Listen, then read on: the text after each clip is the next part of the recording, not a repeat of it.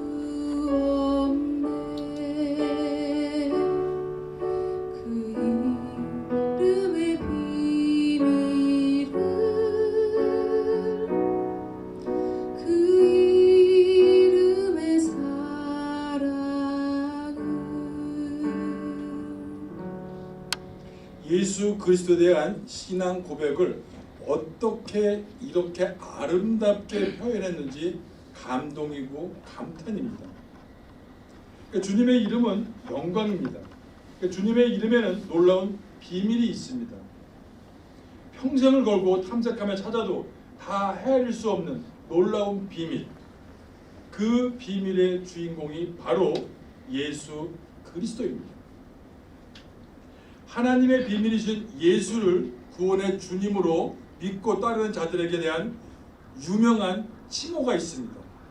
그것은 그리스도인입니다. 사도 바울이 골로새 그리스도인을 부르는 모습을 통해서 그리스도인이란 이 땅에서 어떤 사람들인가, 또 오늘날 저와 여러분은 이 땅에서 어떤 사람인가에 대한 메시지를 함께 받고자 합니다. 첫째로 우리 그리스도인은 하나님을 아버지라 부를 수 있는 자들입니다. 함께 읽겠습니다. 골로새서 1장 2절 시작. 골로새에 있는 성도들 그리스도 안에서 신실한 분들의 능력이 우리 아버지 하나님으로부터 우리 아버지 하나님으로부터 은혜와 평강. 그러니까 그리스도인은 하나님을 아버지라 부르는 자들입니다. 어떻게 우리가 하늘과 땅을 창조하신 전능하신 하나님을 아버지라고 부를 수 있습니까? 갈라디아 4장 6절에 너희가 아들임으로 하나님이 그 아들의 영을 우리 마음 가운데 보내사 아빠 아버지라 부르게 하셨느니라. 하나님께서 예수 그리스도를 주님으로 영접하고 신앙을 고백하는 우리 마음에 성령을 주셔서 하나님을 아버지라 부르게 하셨습니다. 믿음은 믿는 자와 믿음의 대상을 연결시켜줍니다.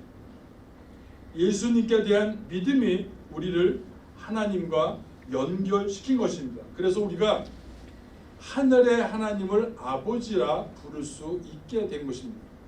이렇게 하나님을 아버지라 부르는 그리스도인들은 아픔과 고통과 문제들이 가득한 이 땅에서 어떻게 살아야 하는가 하는 겁니다. 그러니까 일본의 유명한 기독교 사상가인 우찌무라 간조라는 분이 있습니다.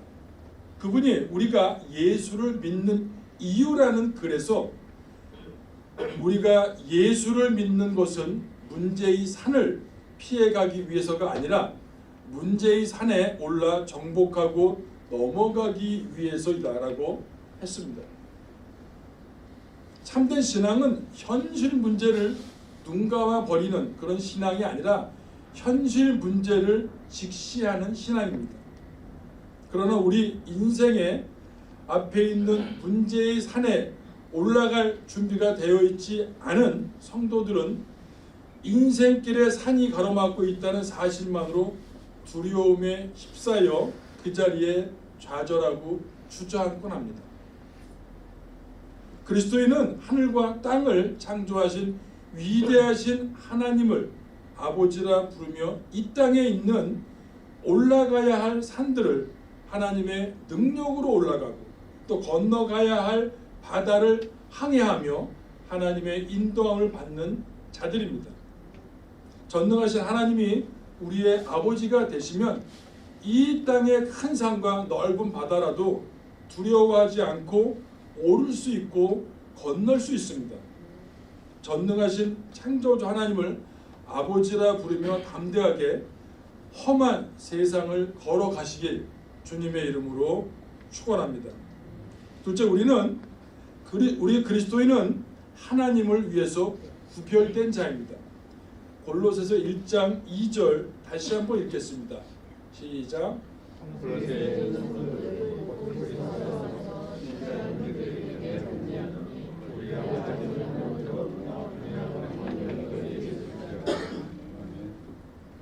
성도는 하나님을 위해서 구별된 자라고 그런 구별된 자라는 의미를 가지고 있습니다. 에베소 1장 4절에 보면 곧 창세전에 그리스도 안에서 우리를 택하사 우리로 사랑 안에서 그 앞에 거룩하고 흠이 없게 하시려고. 그러니까 창세전에 그리스도 안에서 우리를 택하사, 그러니까 선택받은 자라는 것입니다. 그리스도인들은 하나님의 선택을 받아 하나님의 뜻을 위해서 구별된 자들입니다. 우리는 이 땅에 살고 있지만 하늘나라에 소속된 자로서 우리의 가치관과 삶의 의미와 목적이 구별되어 있습니다. 이렇게 하나님의 뜻을 이루어가기 위해서 구별된 자이지만 고통과 절망으로 또 가득 찬 세상에 어떻게 살아야 한다고 생각하십니까? 미국의 유명한 교육 철학자인 존 듀이라는 분이 있습니다. 90세 되는 생일을 맞이했을 때 이런 예화가 있습니다. 생일 잔치에 참석했던 한 젊은 의사가 그에게 이런 질문을 던졌다고 합니다. 선생님, 그렇게 연로하신 연세에도 불구하고 당당하고 정열적인 삶을 사시는 비결이 무엇입니까? 그가 대답하길 산에 오르면 되네. 자네도 산에 오르게라. 젊은이가 묻습니다. 산에는 왜 오르십니까? 존 듀이가 답변합니다. 또 다른 산을 보기 위해서라네. 올라가야 할 또 다른 산을 향하여 도전하는 정신을 얘기하고 있는 겁니다. 존 듀이의 인생이 보여준 패기와 용기는 바로 이러한 도전 정신에서부터 시작되었다는 것을 이 일화를 통해서 알 수가 있습니다. 그는 산을 향하여 끊임없이 도전장을 내밀었고 이러한 도전의식이 그의 삶을 이끌어간 용기의 원천이 되었던 것입니다. 우리를 좌절시키는 수많은 문제에도 불구하고 우리가 인생을 포기하지 않고 주님의 뜻을 이루기 위해서, 그러니까 주님의 뜻대로 살아가기 위해서 나는 하나님의 뜻을 이루기 위해서 구별된 사람이라는 성도 의식이 우리에게 필요하다는 겁니다. 나의 가정과 직장과 사회생활에서 나는 하나님 나라에 소속되어 하나님의 뜻을 이 땅에서 증거하기 위해서 살아가는 성도임을 기억하시고 구별된 인생으로 하나님의 뜻을 이루시길 주님의 이름으로 다시 한번 축원합니다. 셋째로 우리 그리스도인은 그리스도께 믿음을 둔 자입니다. 골로새서 1장 2절 다시 한번 읽겠습니다. 시작. 골로새에 있는 성도들을 그리스도 안에서 신실한 자들에게 편지하노니 우리 아버지 하나님과 은혜와 평강이 너희에게 있을지어다. 아멘. 아멘.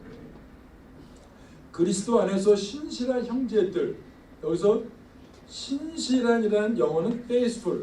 여기데 faith라는 그 단어에 믿음이라는 그런 뜻이 들어가 있습니다. 그러니까 그리스도인은 그리스도를 구원의 주님으로 영접하고 그리스도께 믿음을 둔 자라는 것입니다. 그러니까 바울 서신에서 믿음, 소망, 사랑이라는 이 단어들은 진정한 그리스도인의 표시가 된 것처럼 수없이 언급해서 나옵니다. 이 세 가지 덕목에서 늘 제일 우선적으로 나오는 것이 믿음입니다. 믿음이 없이는 그리스도인의 경험이 없기 때문에 그렇습니다.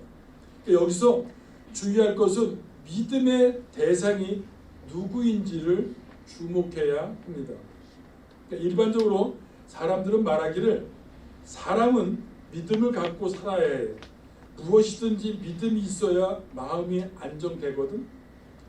부처님이든 예수님이든 공자님이든 알라신이든 건강한 삶을 위해서 믿음이 필수적이라고 주장을 합니다. 근데 완전히 잘못된 거예요. 믿음만 주장하면 안 된다는 거예요. 그 믿음은 무엇을 믿고 누구를 믿는다는 거예요. 그게 중요한 거지 믿음만 가지고는 안 된다는 걸 꼭 기억하시기 바랍니다. 믿음의 가치가 달라집니다. 그 믿음이 무엇이고 대상이 분명해질 때 가치가 달라지는 거예요. 그러니까 죄로 인한 심판으로부터 구원과 용서는 단순히 하나님은 선하시다 라는 그 믿음에서 오는 것이 아닙니다. 그 단순히 하나님은 사랑이시다라는 것을 믿는다고 죄로 인한 심판과 멸망에서 구원받는 것은 아니라는 얘기예요. 죄로 인한 심판과 멸망에서 구원받고 죄 용서 받는 것은 하늘 하나님께서 보내신 메시아, 세상의 구원자인 예수에 대한 믿음이라는 겁니다. 그러니까 성경은 주 예수 그리스도께 대한 믿음을 수없이 강조하고 있는 거예요. 예수 그리스도가 빠진 믿음은 헛것이라는 거예요. 어떤 목사님이 한 청년의 믿음을 점검해 보려고 이런 질문을 했다고 합니다. 자네는 무엇을 믿는가? 라고 물으니까 그 청년이 한참 생각하더니 저는 우리 교회가 믿는 것을 믿습니다. 그러니까 이 목사님이 다시 물었습니다. 그럼 자네가 다니는 교회는 무엇을 믿는가? 그러니까 이 청년이 제가 믿는 것과 같은 것을 믿지요 라고 답변하더랍니다. 그러니까 목사님이 다시 그렇다면 자네 교회와 자네가 믿는 것은 무엇인가?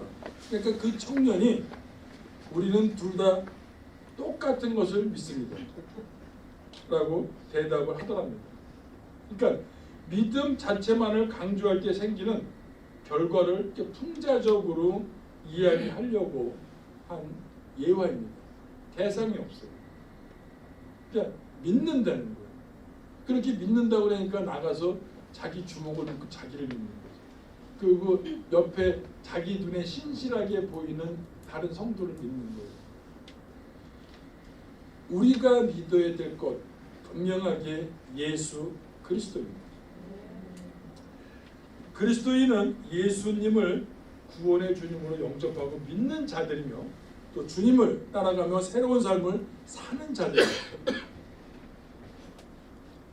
어떤 문화에 있든지 정체성의 혼란이 있지만 예수님을 구주와 주님으로 영접한 저의 작은 딸 엄청난 양의 그 간증을 제가 대신하겠습니다. 그리스도인으로 삶을 살아내는 모습이 이름처럼 엄청납니다. 이 자랑이 아니고요. 제가 봐도 감탄하고 감동을 많이 걔한테 먹습니다. 왜 그러냐면 얘는 진짜 하나님을 아버지라고 부르고 하나님을 위해서 구별된 삶을 살아내요. 그리고 믿음을, 그리스도께 대한 그 믿음을 가진 그런 삶을 매우 기쁘고 그리고 감격, 감탄이 아주 충만한 그런 모습을 살아갑니다. 그러니까 초등학교 다닐 때 어릴 때부터 예수를 믿어왔는데 영접한 거는 초등학교 고학년 때 미국 가가지고 했는데 그때 만난 전도사님, 중학교 때 만난 전도사님이 이 청라의 삶을 이끌어 주시는 거예요. 선생님이. 전도사이지만 교사도 했고. 근데 얘가 지금 보면은 항상 설교나 성경 공부를 하면 항상 배워요. 그러니까 자기는 한국말이 어려우니까 영어로 쓰는데 거의 한 발 두 조씩 설교를 들을 때마다 항상 메모를 합니다. 그냥 신앙이 있으니까 자기한테 주어진 삶도 굉장히 성실하게 살아요. 공부도 열심히 하고.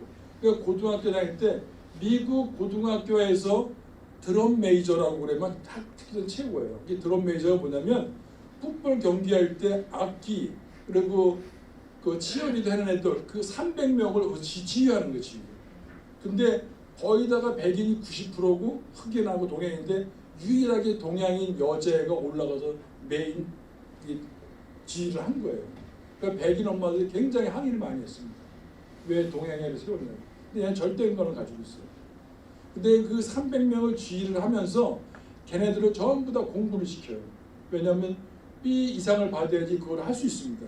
근데 B 아래로 내려가면 같이 공연을 못하게 서 있어야 돼요. 그냥 다 연습시키려고. 그런 리더십을 발휘하더니 대학을 텍사스 A&M을 들어갔는데 메디컬 엔지니어링 공부를 들어갔는데 1년 공부하고 과를 바꿉니다. 스페셜 에듀케이션. 그래서 장애우를 가르치는 선생님을 가르치는 교수가 되고 싶다고 얘기를 하는데 IBF라는 선교 단체에 들어가서 선교 훈련을 받습니다. 그래서 한 예로 텍사스 주도가 어스틴이에요. 그 어스틴 근교에 있는 빈민촌에 6주간 봉사활동을 들어갑니다. 방학 때. 근데 봉사활동 들어가는데 일주일에 식비가 한 사람당 5불이에요. 5불이면 햄버거 하나 못 사 먹어요. 지금 미국에서. 근데 그 5불이 일주일 동안 식비인 거예요. 거기 빈민촌 사람들과 똑같은 환경에서 생활하는 거예요. 6주 동안 그 5불 가지고 일주일 먹으면서 6주 동안 그들 성경 공부 시켜주고 봉사활동하면서 같이 지내는 거예요. 근데 얘가 6주를 마치고 나서 자기가 앞으로 어떻게 살아야 되는지를 편지를 써가지고 엄마한테 보냈어요. 영어로 써서 보냈는데 내용이 이거예요. 나는 앞으로 내가 살면서 이 빈민촌에 있는 사람들보다 더 잘 먹으려고 노력하지 않고 더 잘 입으려고 노력하지 않고 나에게 주어진 대로 검소하게 살겠다. 그 내용이 그거예요. 한 장을 빽빽히 해서 제가 그거 읽고 울었습니다. 근데 그걸 마치고 나서 한국에 들어왔는데 그때 제가 베트남 선교를 데리고 왔는데 한국에 들어와서 보니까 제 엄마가 옷을 갈아입혀 주니까 속옷이 너덜너덜 버릴 수밖에 없는 그런 상황인데 그 속옷을 입고 있다. 그래서 제가 뭐 다 사주라 그랬어요. 그냥 검소하게 사주라. 근데 이게 더 중요한 거예요. 그렇게 훈련받고 복음을 위해서 선교사의 사명을 가지고 살겠다고 결심한 청라가 저한테 와서 하는 얘기가 아빠 나 50만 불씩 3번만 도와줘 그러더라고요. 왜? 그랬더니 50만 불이면 6억입니다. 1200원씩 계산은 6억인데 그 6억을 가지고 어려운 나라에 들어가서 학교를 짓는데요. 땅은 그 정부에서 제공을 해준대요. 그러니까 선교단체에서 다 훈련 받은 거예요. 이 정도 돈이에요.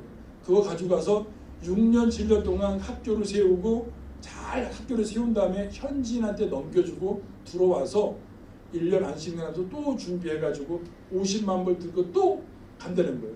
그렇게 3번을 할 거래요. 그 아빠 50만 불 3번만 도와줘. 도와줄게. 청라야, 니네 아빠는 몰라도 우리 아버지는 부자야. 하나님 아버지? 맞아. 그래서 만약에 저희 딸이 선교사로 들어간다고, 선교를 간다고 그러면 저는 이거 팔아야 돼요. 이거 누구나 학교 이사 가야 돼요. 팔아서 저는 그거 3번 해줄 겁니다. 그리고 청라가 아빠 나랑 같이 해. 오케이 할게.